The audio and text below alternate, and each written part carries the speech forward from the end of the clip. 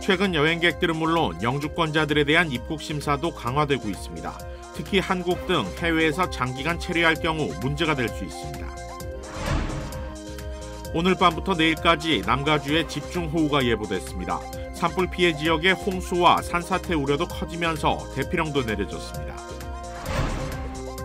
LA 대형 산불 대응 실패 등의 이유로 캐런베스 LA 시장에 대한 소환 운동이 벌어지고 있는 가운데 베스 시장이 직접 물러설 뜻이 없음을 밝혔습니다. 철강과 알루미늄에 대한 미국의 관세 발효에 맞서 유럽연합과 캐나다는 즉각 보복 조치에 나섰습니다. 이에 트럼프 대통령은 대응을 시사하며 돈의 전투에서 이길 것이라고 말했습니다. 항공우주국 나사와 한국천문연구원이 공동 개발한 우주망원경 스피어X가 우주로 발사됐습니다. 매일 아침 마리아, 샘, 알렉스, 에이미는 단지 비즈니스를 하는 게 아닙니다. 꿈을 만들어가고 있죠.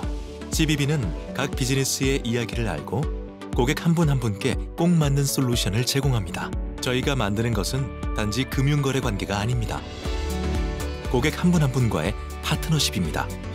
CBB and me. CBB and me. CBB and me. CBB뱅크, 고객 한 분 한 분을 위한 금융 파트너십을 만듭니다. 시청자 여러분 안녕하십니까? KBS 아메리카 뉴스입니다. 미국 방문 여행객들에 대한 입국 심사가 강화됐다는 소식 어제 전해드렸는데요. 오늘은 영주권자들에 대한 입국 심사 역시 강화됐다는 소식입니다. 특히 한국 등 해외에서 장기간 체류할 경우 문제가 될 수 있는 것으로 확인됐습니다.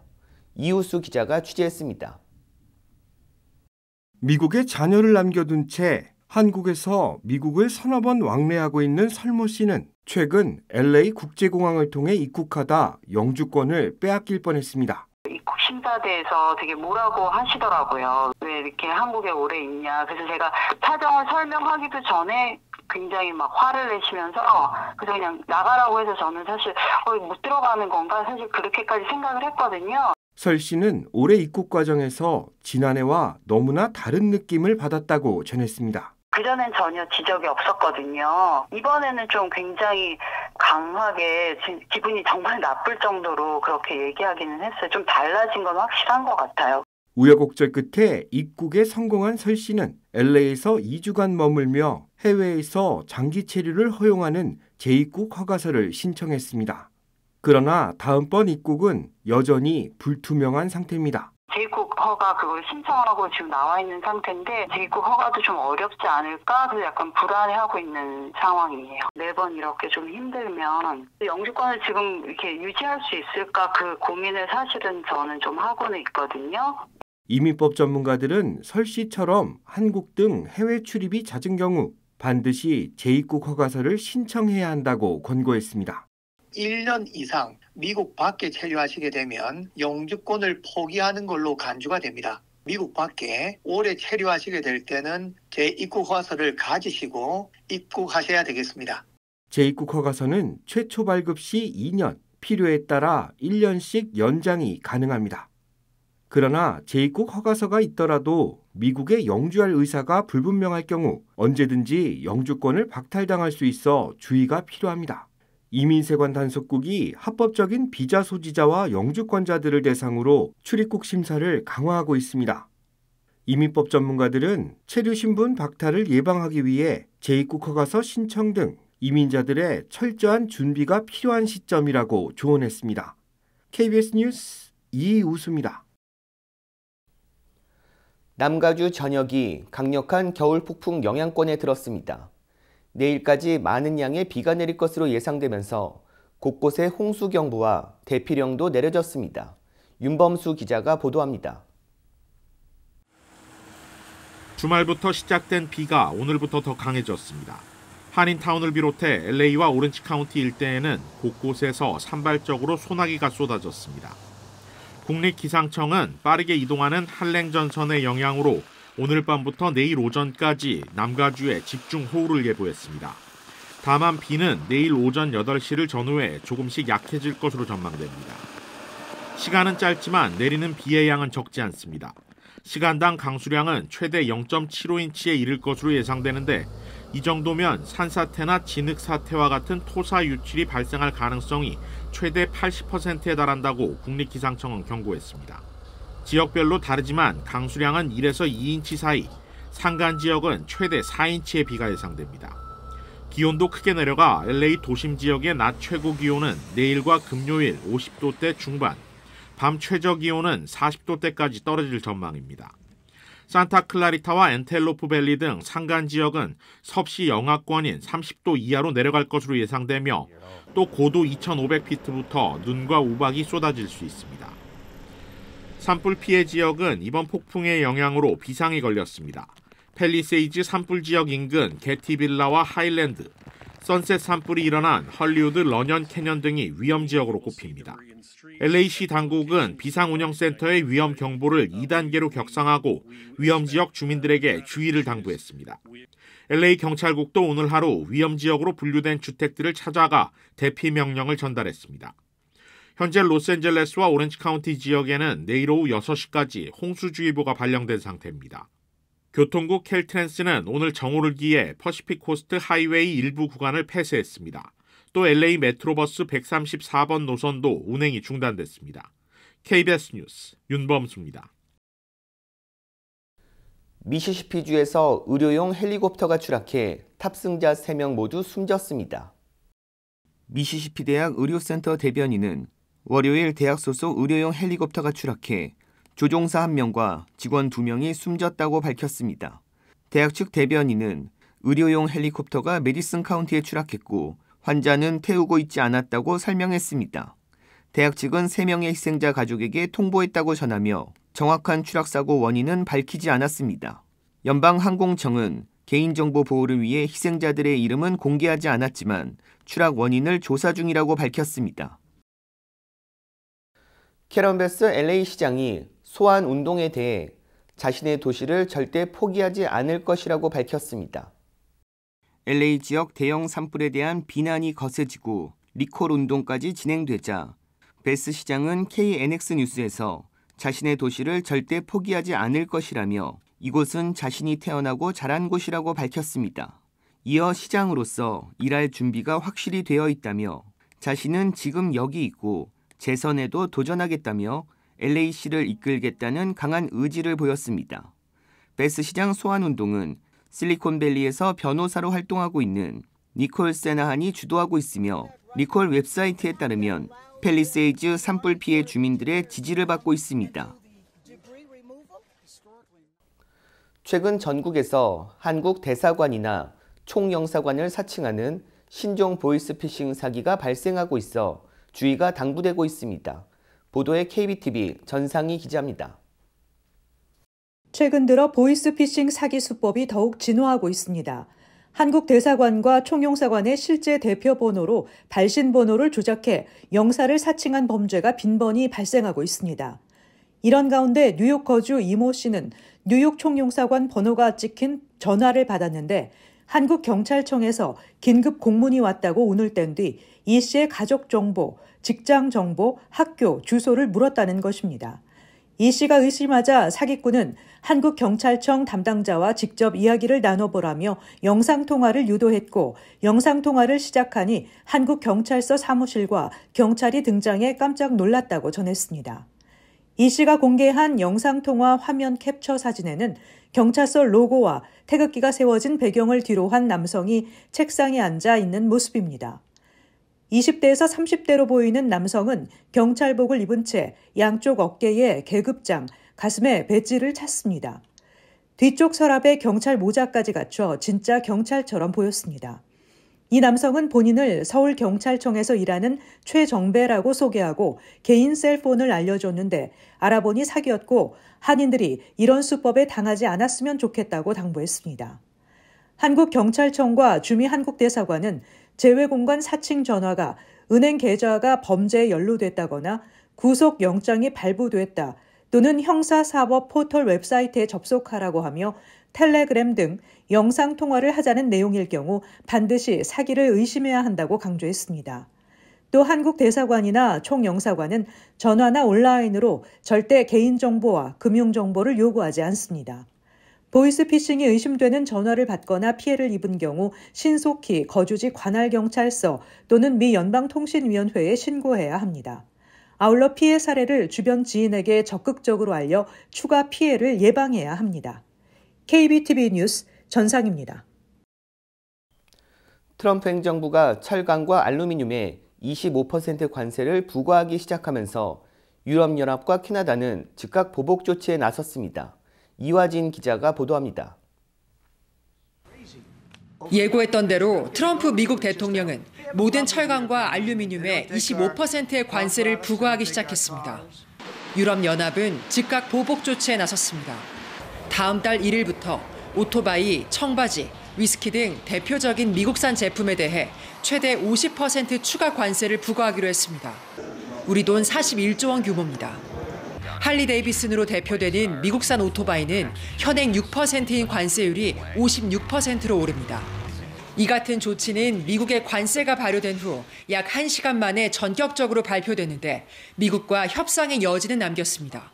What we need is to use our offer to talk, to negotiate with the United States. 캐나다 또한 보복 관세를 예고했습니다. 미국에 가장 많은 철강과 알루미늄을 공급하는 캐나다는 당장 13일부터 관련 제품들과 컴퓨터, 스포츠 장비 등 약 30조 원 상당의 미국산 제품에 관세를 부과하기로 했습니다.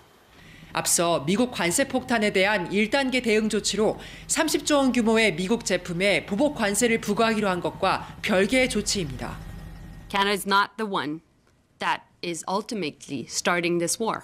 President Trump's tariffs against you are causing that. And there are no winners in a trade war.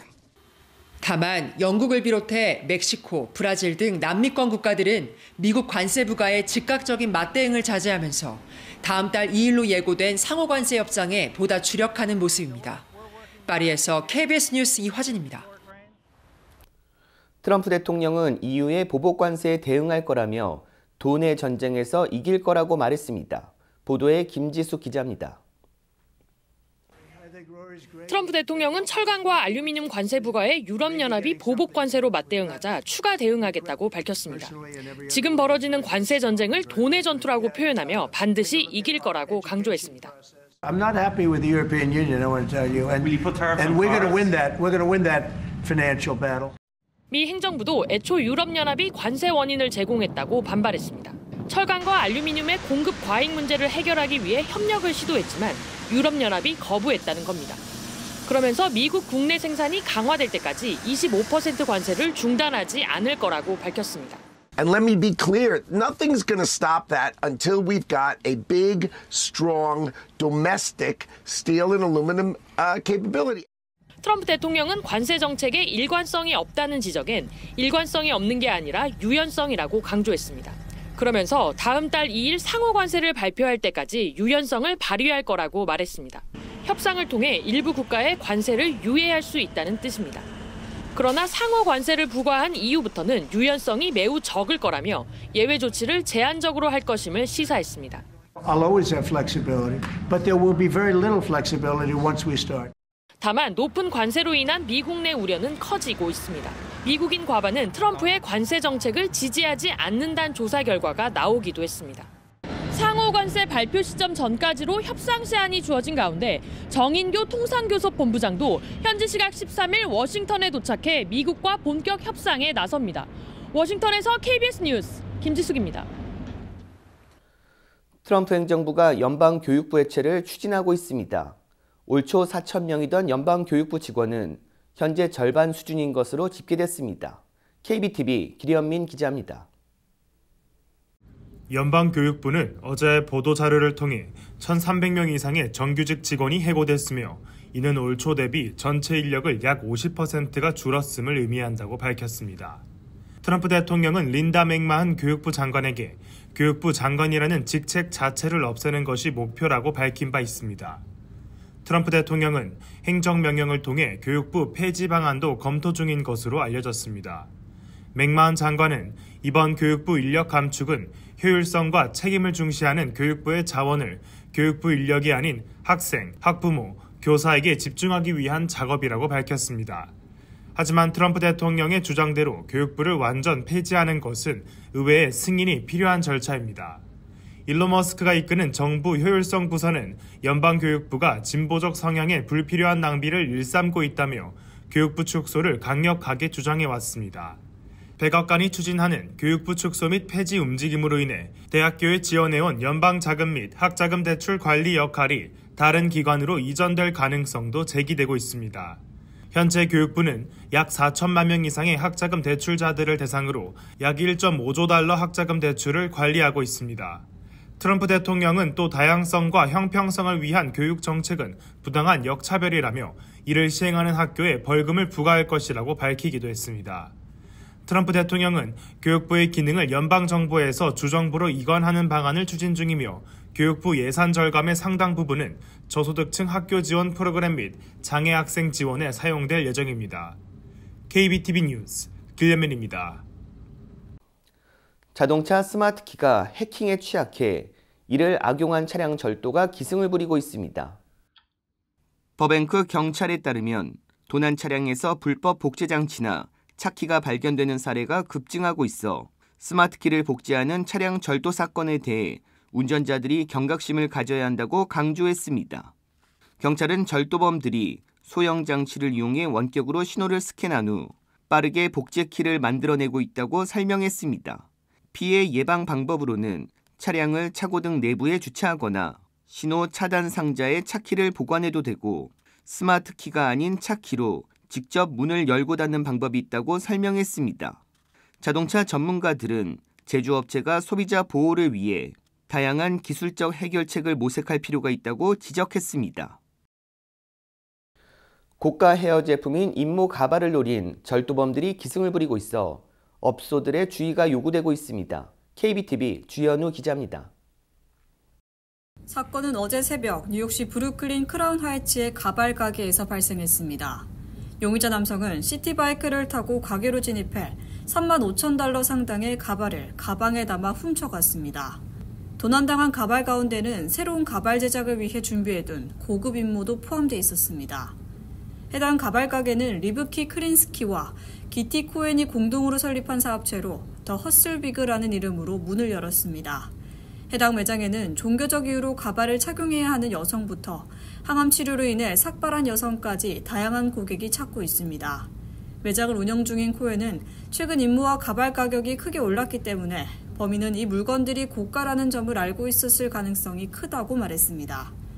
그들은 가발을 훔쳐간 범인이 또 다른 소규모 사업체를 노릴 수 있다며 하루속히 검거되길 간절히 바라고 있습니다. 뉴욕시경은 CCTV에 나온 범인의 인상착의를 토대로 현재 사건에 대한 조사가 진행 중이라고 밝혔습니다. KBTV 뉴스 주현우입니다. 미 항공우주국 나사와 한국천문연구원이 공동 개발한 우주망원경 스피어X가 8번의 지연 끝에 발사에 성공했습니다. 스피어X는 10일 오후 11시 10분쯤 캘리포니아주 벤덴버그 우주기지에서 스페이스X의 펠콘9 로켓에 실려 발사됐습니다. 우주항공청에 따르면 스피어X는 12시 52분경 발사체에서 분리돼 오후 1시 30분쯤 나사 우주 네트워크인 노르웨이 지상국 센터와 교신에 성공했습니다. 스피어X는 지상에서 관측이 어려운 적외선을 볼 수 있는 우주 망원경으로 전체 하늘을 102가지 색으로 관측해 세계 최초로 적외선 3차원 우주 지도를 제작하는 게 목표입니다. 넓은 관측 시야를 한 번에 볼 수 있는 망원경으로 2년 6개월 동안 총 4차례에 걸쳐 우주 지도를 만들어 우주 형성과 진화 탐구, 생명체 탐색 등에 기여할 것으로 기대됩니다. 스피어X는 나사 중형 탐사임무로 캘리포니아 공대 칼텍이 주관했으며 한국천문연구원이 해외 기관 중 유일하게 개발에 참여했습니다. 400여 명이 탑승한 파키스탄 열차 납치극이 이틀 만에 진압됐습니다. 하지만 승객이었던 군인 등 30명 가까이 희생됐습니다. 김계영 기자가 전합니다. 산 중턱을 달리는 열차 앞 철로에서 갑자기 큰 폭발이 일어납니다. 무장한 테러범들은 멈춰선 열차를 향해 총을 쏘며 공격했고 승객들을 인질로 잡았습니다. 이 과정에서 기관사를 비롯해 승객 다수가 숨졌습니다. 특히 열차 승객이었던 군인 27명이 무장 세력에 의해 희생됐습니다. जाकर थोड़ा सा उस तरफ जाकर शूट कर देना पीछे से और कुछ हाथ भी बांधते थे खुदा का नाम है. 승객 400여 명이 탑승한 열차는 현지 시각 11일 오전 파키스탄 서남부 발루치스탄주 퀘타를 출발해 북쪽 페샤와르로 향하던 중이었습니다. 납치극을 벌인 발루치스탄 해방군은 인질 200여 명을 억류하고 있다며 수감 중인 발루치스탄 정치범을 석방할 것을 요구했습니다. 파키스탄 당국은 특공대 병력 수백 명과 헬기 등을 동원해 진압 작전에 나섰습니다. 그러나 테러범들이 폭탄 조끼를 입고 인질들 사이에 앉아 있어 구출 작전에 어려움을 겪었습니다. 사건 발생 다음 날 특공대는 무장 반군 30여 명을 사살하고 인질들을 구출하는 데 성공했습니다. गोलियां खा के 68 हमारे जो hostages थे उनको रेस्क्यू किया उन्होंने. एक जवान हमारा जख्मी है. अल्लाह उसको शिफा दे. 정확한 인명피해 집계에는 시간이 더 소요될 것으로 보입니다. 열차 테러가 발생한 발루치스탄주는 발루치스탄 해방군 등 반군들에 의해 테러 활동이 빈번하게 일어나는 곳입니다. 이들은 정부와 외국 자본이 지역 자원을 착취한다며 독립을 주장하고 있고 파키스탄 정부도 대대적인 진압 작전으로 맞서 유혈 사태가 끊이지 않고 있습니다. 두바이에서 KBS 뉴스 김계영입니다. 그리피스 팍 천문대는 내일 밤 개기월식을 온라인으로 라이브 스트리밍합니다. 개기월식 라이브 스트리밍은 내일 밤 8시 50분부터 14일 새벽 3시 5분까지 진행됩니다. 그리피스 팍 천문대는 날씨만 좋다면 남가주 어디에서나 망원경 없이 눈으로 개기월식을 관찰할 수 있다고 전했습니다. 개기월식은 개기 일식과 달리 맨눈으로 봐도 위험하지 않아 특별히 눈을 보호할 필요는 없습니다. 남가주에서 관측되는 다음 개기월식은 내년 3월 3일입니다.